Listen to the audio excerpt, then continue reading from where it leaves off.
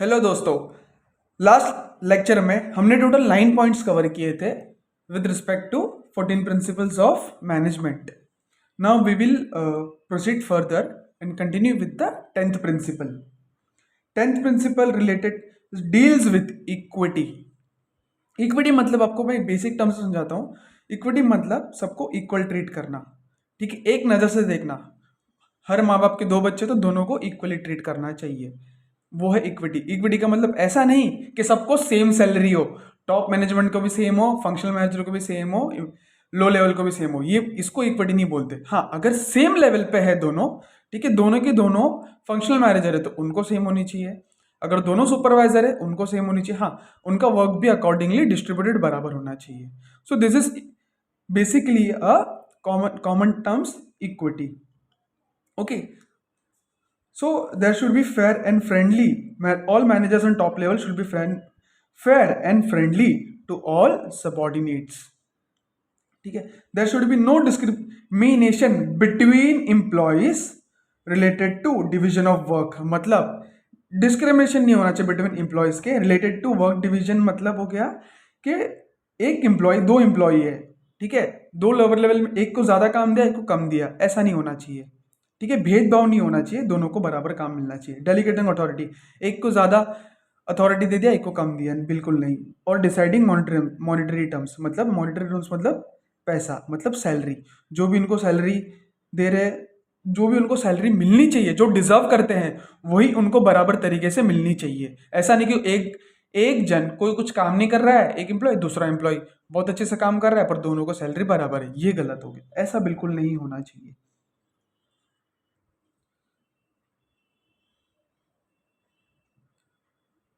It is also suggests that remuneration should not depend on the department but the level on which the subordinates are working।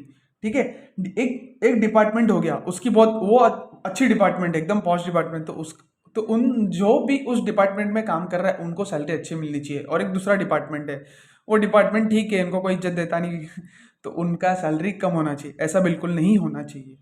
Okay, जो भी जितने भी department है Fairlie consider होना चाहिए सारे department के एम्प्लॉयज के साथ, सबकी सैलरी वही रेंज और उसी में बराबर होनी चाहिए। Equal salary to employees working at the same level.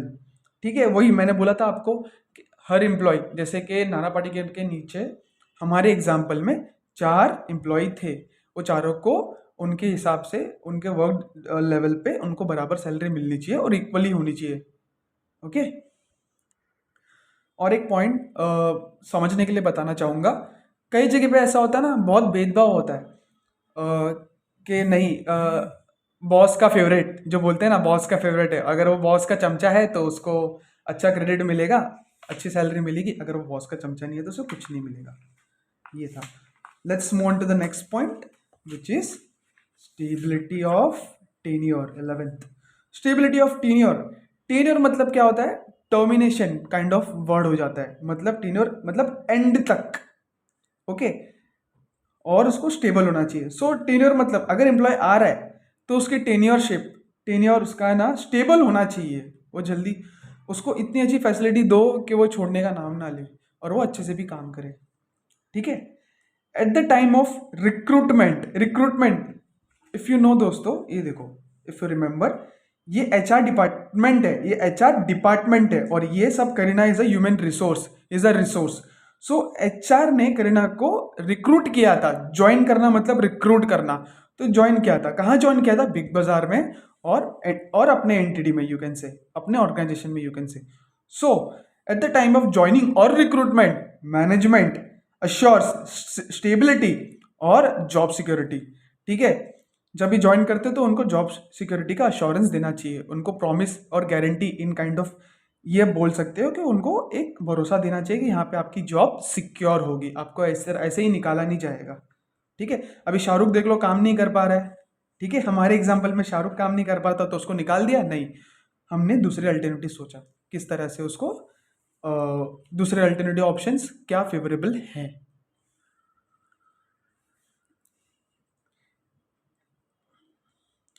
Important role, it is a important role creating a sense and belongingness to the employee. उनको कॉन्फिडेंस आता है, एक लगता है कि हाँ मेरा घर परिवार है ये, ठीक है। अगर जॉब इनसिक्योरिटी नहीं होगी, ठीक है, affects the efficiency of employee, वो अच्छे से काम ही नहीं कर पाएगा, बोलेगा यहाँ पे सिक्योर नहीं है, मैं कहीं और जाता हूँ, ठीक है, मैं कहीं और जाता हूँ और उधर काम करने मिले अच्छे से काम। अगर जॉब सिक्योरिटी होगी तो वो वहीं रहेगा। Minimises the employee turnover ratio, इसका मतलब क्या होता है पता है, कि मतलब turnover minimise minimise the employee turnover ratio. Turnover ratio मतलब एम्प्लॉय कम छोड़ के जाएगा। इसको आज के ज़माने में कॉर्पोरेट वर्ल्ड में ना दोस्तों एट्रिशन बोलते हैं, एट्रिशन भी बोलते हैं। मतलब बहुत जैसे एम्प्लॉय आता है, रिक्रूट होता है, बहुत कम समय में एम्प्लॉय को, बहुत कम समय में ऑर्गेनाइजेशन को छोड़ के चले जाता है, तो उसको एट्रिशन भी बोलते हैं आजकल के कॉर्पोरेट वर्ल्ड में। बट एम्प्लॉय टर्नओवर का रेशियो मतलब यही होता है, ये हो गया कि एम्प्लॉय लंबे समय तक नहीं टिक सकता है। अगर उसको कम करना है एम्प्लॉय टर्नओवर रेशियो को, तो जॉब सिक्योरिटी देनी होगी, तब जाके एम्प्लॉय ज़्यादा टिकेगा। इनिशिएटिव मतलब हाँ, अभी क्लास में समझो फर्स्ट रैंकर बच्चा होता है तो बहुत अलग ही सोचता है, एकदम अलग ही तरीके से सोचता है, ठीक है। फर्स्ट रैंकर की तो बात ही अलग होती है, toppers we can say. So not even first ranker, but जितने भी फॉर एग्जांपल ले लो हमारे स्टार्टअप्स है, ठीक है, वो एक अलग आइडिया, स्टार्टअप एंटिटीज है, वो एक अलग आइडियाज लेके आते हैं, ठीक है, एक नया चीज़ लेके आते हैं जो कि एंटिटी को बहुत हेल्प करता है आगे जाने में। फॉर एग्जाम्पल, बेसिक एग्जाम्पल मैं दूंगा, एक मैनेजर ने एक अलग तरीके से समझो, एक एक काम था, एक प्रोसेस था, एक प्रोसेस को लगने में 1 घंटा लगता था, तो उन्होंने क्या किया, उन्होंने दिमाग लगाया और उस पर वर्क किया, वर्क करने का पता चला वो आधे घंटे में भी हो सकता है। तो वो एक, उसको बोलते इनोवेटिव, एक नई टेक्निक लेके आई और एक नया प्रोसेस भी इन्वेंट कर दिया कि ये चीज़ आधे घंटे में होना चाहिए, और एक स्टेप भी ऐड कर दिया कि ऐसा एक शीट बनाओ आप लोग काम करते समय, ये एक पेपर बना के रखो, लिख के रखो सब चीज़ें, तो वो हमको हेल्प करेगी। उन्होंने एक चीज़, नया चीज़ क्रिएट किया, आइडिया लेके आया, new idea we can say in practical world. Flipkart, Myntra, पहले ऑनलाइन बिजनेस था नहीं, अभी वो लोग आए और अमेजोन जैसे जैसी कंपनीज आई, तो उन लोगों ने एक नया आइडिया लेके आया, ऑनलाइन बिजनेस करने का तरीका। मोबाइल भी था पहले, और मोबाइल में camera, that is also innovative, ठीक है। ऐसा ऐसे से इनोवेटिव आप लोग ला सकते हो, जिस तरह से एप्पल ने फर्स्ट टाइम कैमरा लाया था मोबाइल फोन में। Okay, so volunteering to do a work is an innovative activity. Freedom to think and work on new ideas, उनको फ्रीडम मिलना चाहिए, आज़ादी मिलनी चाहिए सोचने के लिए, किसको, मैनेजर्स को और एम्प्लॉयज़ को। फिर वो आज़ादी मिलने के बाद क्या होता है, इंकरेजमेंट मिलता है एम्प्लॉयज़ को कि हाँ हमको करना ही चाहिए, ठीक है। और initiative on the given task, this initiate and welcome by the manager for the new ideas. ये अगर इनिशिएटिव होगा, क्योंकि देखो कोई भी एम्प्लॉय नई नई चीज़, नई नई टेक्निक लाएगा तो मैनेजर खुश होगा उससे, ठीक है, और उनको भी रिवॉर्ड्स देगा, बोलेगा नहीं बहुत अच्छा काम करते हो आप आगे बढ़ सकते हो ये जगह पे और इस एंटिटी में, ठीक है, आपने इतना अच्छा सोचा है। Helps in creating healthy organisational culture, जो कल्चर होगा एक हेल्दी होगा, क्योंकि नए नए आइडियाज आ रहे हैं, ठीक है। कम पैसे में समझो, एक चीज़, एक एक्टिविटी को 100 रुपये लगता था, ठीक है, वही एक्टिविटी अभी 50 रुपीज़ में हो रहा है। एक एम्प्लॉय आया, बोला सर मेरे पास एक आइडिया है, तो मैनेजर ने बोला क्या आइडिया आपके पास, एम्प्लॉय ने बोला सर वो एक्टिविटी 100 रुपये लगती है ना, हम किसी दूसरे वेंडर को बुलाते हैं, हम एक नई टेक्निक यूज़ करते हैं जिससे 50 रुपीज़ की हो जाएगी। मैनेजर बोलेगा वेरी गुड बेटा, that this is very good, तो प्रॉफिट अच्छा, तो उसमें क्या हो रहा है, प्रॉफिट भी हो रहा है और कॉस्ट बच रहा है, जहाँ 100 रुपये खर्चा होना था अभी 50 रुपये खर्चा हो रहा है, तो ये चीज़ बेनिफिट है। एक्सप्रिट डी कॉर्प्स मतलब team work. Fayol Fayol ji बोलते हैं Taylor ji, sorry not Fayol, Fayol ji बोलते हैं, sorry not Taylor, Fayol ji बोलते हैं कि esprit de corps is a means union is a strength. Union एक स्ट्रेंथ है, सारे मजदूर उनका एक यूनियन होना चाहिए, क्योंकि उनका यूनियन होगा तो उनकी बात लोग सुनेंगे, उनकी थोड़ी चलेगी। ऐसा नहीं होगा कि नहीं, उनको फिर नज़रअंदाज कर दिया जाएगा, फिर ऐसा होगा टॉप मैनेजमेंट जो बोल रहा है वही होगा, ऐसा नहीं होना चाहिए, ठीक है। यूनियन की सुनवाई भी होनी चाहिए। ग्रुप एक्टिविटी, ठीक है, running organisation is a group activity, क्योंकि किसी भी ऑर्गेनाइजेशन चलाना है तो ग्रुप में लोग चाहिए बहुत सारे, तब जाके बड़ी बड़ी ऑर्गेनाइजेशन चलती है। And HR are the valuable asset of organisation. HR मतलब not HR only department, but all these people, Shahrukh, Salman, JK Shroff, ये सारे हमारे रिसोर्स है कंपनी के। So they are valuable asset. अब बोलो कि सर आप एसेट तो फैक्ट्री में मशीन्स होती है उसको बोलते हैं, हाँ वो भी है, वो भी वैल्यूएबल एसेट है, दैट इज मॉनेटरी एसेट। पर ये अब सोचो खाली मशीन्स के साथ कंपनी चल सकती है? नहीं, इंसान भी चाहिए डिसीजन लेने के लिए, ऑर्डर देने के लिए, ठीक है, they are the valuable asset. अगर इंसान नहीं होंगे तो कंपनी मुश्किल है चलना, ठीक है। If employees are working as an union and mutual trust and difficulties can be solve quickly, easily. Difficulties जो भी है, परेशानी है, यूनियन लीडर को बताया जाता है किसी भी एम्प्लॉय का, और वो उसका सोल्यूशन निकालते हैं। कंटिन्यूइंग द 13 पॉइंट,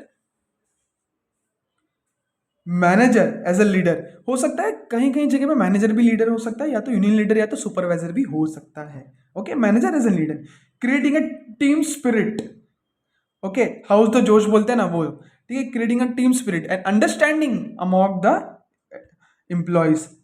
तो वो ये दोनों, अगर ये दोनों अंडरस्टैंडिंग होगा, अगर टीम स्पिरिट होगा, ठीक है, सो गोल, ऑर्गेनाइजेशन गोल इजीली अचीव होंगे, काम अच्छे से होगा, प्रोडक्टिविटी ज़्यादा होगा। ये सारे एग्जाम्पल है। Last principle, scalar chain. Chain hierarchy और authority from top to low. ये एक चेन है, ऊपर से नीचे फ्लो हो रहा है। जैसे हमने एग्जांपल में बताया था, फंक्शनल मैनेजर होता है, सुपरवाइजर होता है, फोरमैन होता है, फोरमैन सेल्समैन।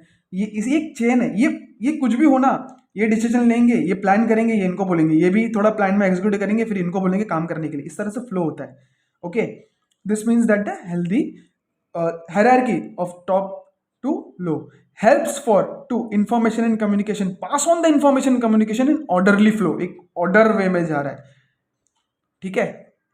पहले क्या होता था दोस्तों, पहले है ना ट्रेडिशनल, मॉडर्न ट्रेडिशनल वे में ना इस तरह से फ्लो होता था, ये इसको बात नहीं करेगा, ठीक है, ये इससे कम्युनिकेशन नहीं करेगा।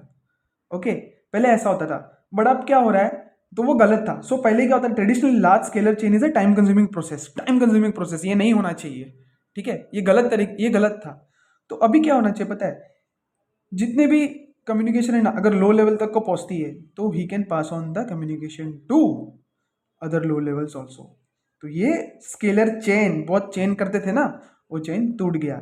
इसको बोलते हैं गैंग प्लान आया, गैंग प्लान ने, ये प्लैंक है, एक प्लैंक लग गया बीच में, तो ये टूट गया। ये सारी गैंग है, जितने भी गैंग है उसका प्लैंक लग गया, और ये आराम से कम्युनिकेट कर सकते हैं उनको।